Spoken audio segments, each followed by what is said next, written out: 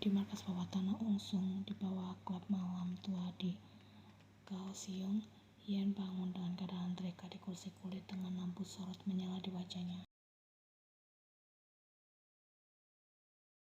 Tubuhnya masih lengkap, tapi bekas kas bius membuat pandangannya kabur. Ungsung duduk di hadapannya, wajahnya tenang seperti dulu saat pertama kali gadis itu.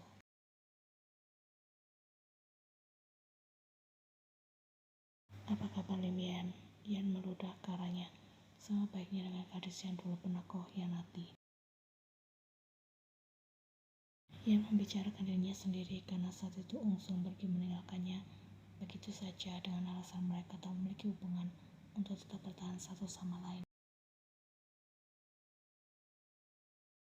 Ungsung tertawa kecil. Oh jangan salah, ini bukan pengkhianatan melainkan penyelamatan. Dari siapa? Dari dia, Kim Tae-hyung. Kau pikir dia mencintaimu? Dia hanya tahu cara mempertahankan miliknya. Kau bukan kekasih melainkan kau aset. Kau adalah alat perang. Yan mengatakan gigi, setidaknya dia tidak meninggalkanku begitu saja setelah memberikan aku harapan. Ungsung membeku. Aku kembali malam itu setelah berpikir ulang jika perkataanku padamu terlalu kejam, tapi kau sudah tidak ada di sana. Terlambat, aku sudah tak membutuhkanmu dan tak sudi lagi bertemu denganmu.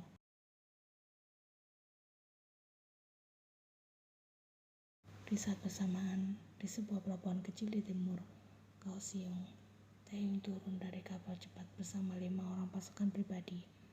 Kita tidak kirim pesan lagi pada Pak Ungsung. Sekarang kita cari pesan itu sendiri. Tae-hyung memimpin sendiri operasi penyelamatan. Kalau Lim Yan sampai ke seluruh kota ini. Dan di ruang bawah tanah tempat yang disekap, Ungsung memberi pilihan terakhir.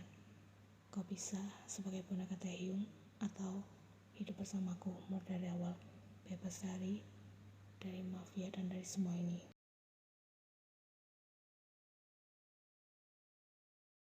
Yan mata-matanya tajam. Aku sudah saat kau meninggalkanku dulu. Sekarang aku hidup bukan karena kau, tapi karena aku memilih bertahan. Jadi kalau kau mau.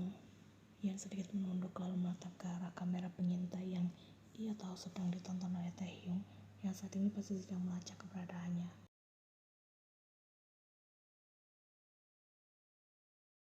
Ayo lakukan sekarang, karena detik berikutnya aku akan bertaruh, kau yang akan.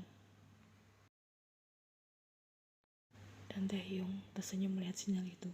Dia memberikan sinyal, lokasinya akurat, kita bergerak sekarang, titahnya. Kita ambil gadis itu dan bakar masa lalu bersama semua pengkhianat di dalamnya.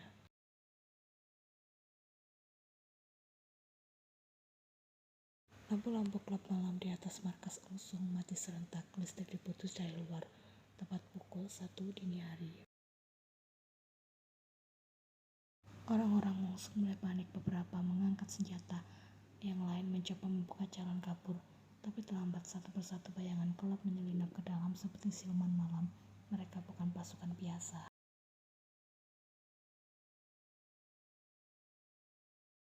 Mereka adalah hantu laut, unit pribadi milik Tae-hyung, hanya muncul saat balas dendam tak bisa dibayar dengan uang.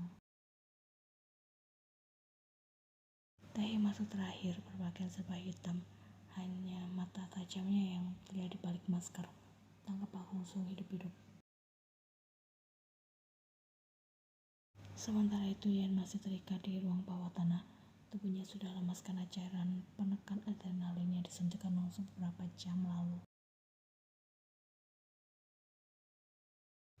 Ia tidak bisa berteriak, tapi matanya masih menyala penuh amarah dan harap. Pintu terbuka. Ungsung masuk dengan membawa sebilah perak kecil. Seharusnya dulu aku tidak turut terbawa arus dan diam-diam menaruh perasaan kepadamu. Kalau saja aku tidak berharap kau kembali, aku tak akan hancur seperti ini, bisik Ungsung.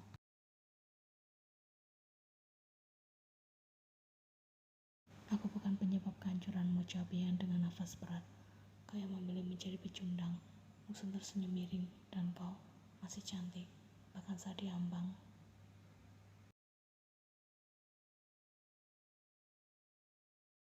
Ia mendekat, di tangannya mulai menggores tali pengikat di tangan Yen, tapi bukan untuk melepaskannya. Langsung ingin Yen punya cukup ruang untuk berjuang, lalu kalah.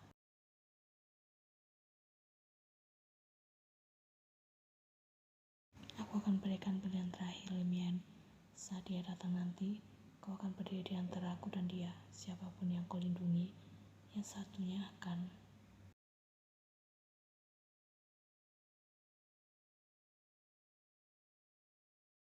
Di koridor luar, Taehyung melangkah cepat. Tanpa suara, 3 orang penjaga tumbang, hanya dengan satu di leher. Jaeho muncul dari belokan. Ruang selnya 2 tingkat ke bawah, tapi ada jebakan khas di tangga utama. Kita lewat jalur servis, buka pakai ledakan senyap, tidak Taehyung. Tapi itu akan mengaktifkan sistem lockdown otomatis. Kalau aku kehilangan dia, biarkan seluruh gedung ini ikut runtuh. Ia merasakan sesuatu, denyut di atas permukaan lantai, getaran dan ledakan kecil. Itu dia, Taehyung, bisiknya pelan. Dan seperti dipanggil oleh doanya, pintu besi itu meledak. Asap memenuhi ruangan. Taehyung muncul dari balik asap dengan teracung.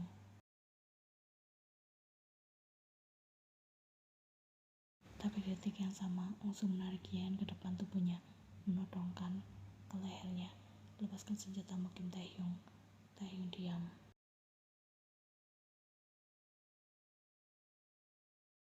Kalau kau juga akan membunuh gadismu.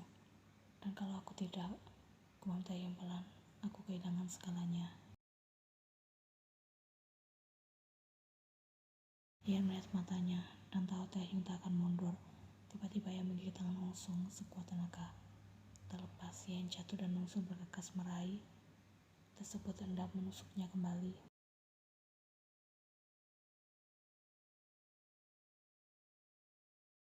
Sebuah langsung di dada Ungsung. Taehyung berdiri diam dengan pistol masih berasap. Ungsung terhuyung menatap Yen yang masih tersungkur di lantai. Kau lebih memilih bersamanya daripada hidup denganku. Yen menahan tangis, bukan aku memilih hidup dengan orang yang tidak perlu aku bohong untuk merasa aman. Ungsung tersenyum samar lalu roboh. Beberapa menit kemudian, di luar gedung yang mulai terbakar karena ledakan terkendali, Yen duduk bersandar di tembok. Ada luka ringan di bawahnya, tapi jiwanya utuh. Taehyung duduk di sampingnya, mengambil tangannya perlahan. Maaf, aku terlambat. Yen mulai pelan. Tidak, kau datang tepat saat aku hampir menyerah. Ia menyandarkan kepalanya ke bahu Taehyung. Jangan biarkan masa lalu mengajariku cara mencintai lagi. Tapi ajari aku bagaimana cara bertahan. Dan Taehyung menjawab pelan. Kita tidak bertahan, Yana. Kita hidup dan saling membalas.